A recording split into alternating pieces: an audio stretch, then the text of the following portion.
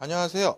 IFP 수업의 첫 시간입니다. 오늘은 첫 시간이자 1부의 첫 번째 장인 파이낸셜 플래닝 부분을 살펴볼 시간인데요. 먼저 1부의 1장의 파이낸셜 플래닝을 본격적인 수업을 들어가기 전에 이 FP 관련한 1부 1장의 주요 출제 경향과 우리가 살펴봐야 될 핵심 빈출 단원, 용어 이런 것들을 먼저 말씀을 드리도록 하겠습니다. 이 부분에서 주로 출제되는 경향 자체는요, 크게 두 가지 정도로 언급할 수가 있어요.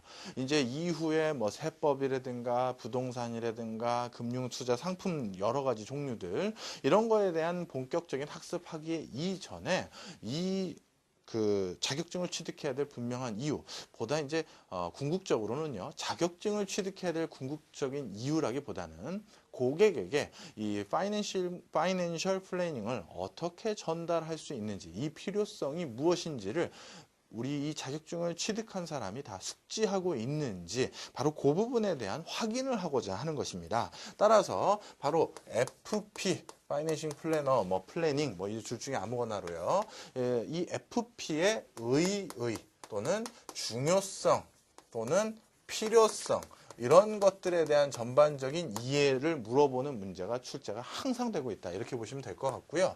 그 다음에 이러한 이해 속에서 우리가 그러면 재무 설계라고 하는 파이낸셜 플래닝을 하는 그 과정, 즉 프로세스는 어떠한 과정을 거쳐서 하게 되는지 바로 그러한 전반적인 내용들을 물어보는 것이 출제 빈도가 가장 높다. 그리고 우리도 학습을 할 때 이러한 주안점을 두고 학습을 해야 된다. 이렇게 이해하시면 될 것 같아요. 그 다음에 또 한 가지 출제 비중이 높은 파트는요. 어떤 부분이냐 하면 바로 파이낸싱 플래닝을 통해서 궁극적으로 우리가 하고자 하는 업무는 개인의 재무 상담을 말하는 것입니다. 그죠? 그렇다면 개인의 재무 상황을 컨설팅하기 위해서 우리가 기본적으로 그 사람의 상황이 어떠한 상황에 놓여져 있는지는 우리가 알아야 되잖아요. 그죠? 그래서 개인의 재정 상태를 알아내는, 즉 개인의 재정 상태를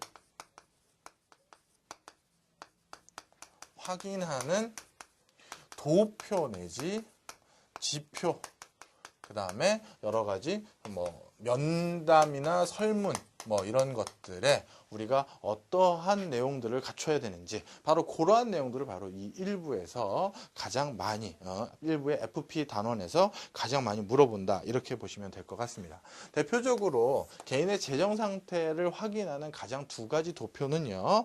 개인 현금 수지표라는 것과 개인의 재무제표라는 두 가지가 있습니다. 이런 것들은 개인의 지금 금전적인 상황이 어떠한 상황인지를 가장 단순하면서 도표로 명확하게 보여주는 내용이기 때문에 그만큼 FP들이 고객 상담을 할 때 자주 활용하는 도표이자 당연히 출제 빈도도 높은 도표겠죠. 바로 이러한 내용들, 개인의 재무 상황을 확인하는 내용들은 무엇인지, 그리고 그러한 업무 자체가 가지는 의미와 프로세스, 그런 것들을 숙지하고 있는지가 가장 출제 빈도가 높다. 이렇게 보시면 될 것 같습니다. 그 다음에 굳이 하나 더 출제 빈도가 높다라고 말씀을 드릴 수 있는 것은 뭘 말씀드릴 수 있냐면요. 업무 영역하고요. 그잖아요. FP 취득을 하면 무슨 업무를 하게 되는지 바로 그러한 전반적인 이해를 여기서 물어보는 게 있고요. 그 다음 또 한 가지는 이제 고객 분류가 있습니다. 고객이라는 게 다 똑같은 고객이 아니잖아요. 잠재 고객도 있을 수 있고, 신규 고객도 있을 수 있고, 휴면 고객도 있을 수 있고, 이렇게 고객의 특성에 따라서 고객을 분류하거든요. 이런 분류 체계를 명확히 인지하고 있어야 그 고객의 상태에 적합한 여러 가지 서비스를 제공할 수 있기 때문에 바로 그런 고객 분류와 업무 영역, 그런 것들에 대한 이해를 충분히 하고 있는지가 바로 이 부분에서 주로 출제 빈도가 높다. 이렇게 보시면 될 것 같습니다. 바로 이후에 이제 구체적으로 진행되는 수업 내용을 이러한 포커스를 위주로 좀 기억을 잡고 하시면서 가장 주안점을 두고 학습을 하시면 좀 더 이해가 도움이 되실 거다 이렇게 생각이 드네요. 자, 16페이지부터 시작을 해보도록 하겠습니다. 16페이지에는 파이낸셜 플래닝의 전반적인 의의를 물어보고 있고요. 그 다음 페이지를 보시면 18페이지요. 18페이지를 보시면 저희가 필요성이 있고 그 다음에 이런 것들이 나오는데요. 요 단원의 전반적인 우리가 내용들을 우리가 크게 이제 몇 가지로 크게 분류를 좀 해보면요. 일단 의 부분이 있고요. 그 다음에 우리가 필요성 부분을 좀 살펴봐야 될 필요가 있고요. 그 다음이 업무 내용입니다. 우리가 FP의 업무는 어떠한 내용으로 구성되어 있는지 이 업무 내용들을 좀 살펴볼 필요가 있는데, 이 업무 내용에는 아까도 제가 잠깐 말씀드렸습니다만 고객을 우리가 어떻게 이해해야 하는지 고객 분류에 대한 내용도 여기서 같이 물어보고 있어요. 그 다음에 이 업무 내용들은 그런 것인데 이 업무를 어떻게 진행하고 만들어가느냐, 바로 업무 진행 과정에 대한 이런 문제를 우리가 숙지를 해야 된다, 이렇게 보시면 될 것 같습니다. 물론 이제 그 뒷부분에는 실질적인 업무 진행 과정의 가장 전형적인 형태인 개인 재무 설계를 궁극적으로 어떤 것들이 있는지 바로 그런 내용들이 나오겠죠. 자, 그러면 이제 저희 16페이지에 나오는 부분은 바로 요 의의 부분이다, 이렇게 보시면 될 것 같아요. 16페이지 의 부분은 우리가 이제 파이낸셜 플래닝이 궁극적으로 어떤 내용을 담고 있는 것인지 그것에 대한 내용을 말하는 건데요. 당연히 의의는 이렇게 정의하고 규정하시면 될 것 같아요. 개인의 재무 목표 달성을 도와주는 거예요. 우리가 FP 업무를 통해서 궁극적으로 달성하고자 하는 내용, 성격, 그게 뭐냐? 개인의 재무적 목표를 도와주는 것. 목표를 달성하는 걸 도와주겠죠. 목표 달성을 도와주는 게 바로 파이낸싱 플래닝의 가장 큰 의의다, 이렇게 보시면 될 것 같습니다. 이거를 이렇게 추상적으로 얘기할 수밖에 없어요. 일단 개인마다 자신이 원하는 재무적인 상황이 다르고요. 그 재무적인 상태를 달성해서 그것으로 자신이 실현하고자 하는 궁극적인 목표가 다 다릅니다. 어떤 사람은 자식 교육을 시키기 위해서 어떤 그 금전적인 것을 관리하고자 하는 사람도 있을 것이고요.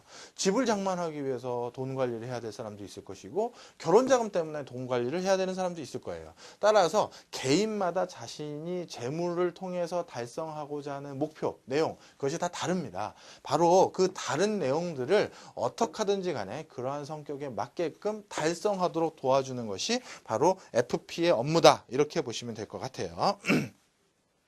그래서 1번, 동그라미 1번에 보시면 뒷부분, 두 번째 줄 뒷부분에 나오죠. 즉 자기가 원하는 재무적 목표 달성을 위한 일련의 과정이다, 이렇게 얘기했죠. 이 개인의 재무적 목표라는 건 각각 자신의 목표하는 바가 다르다는 그런 내용을 거기서 담고 있고요.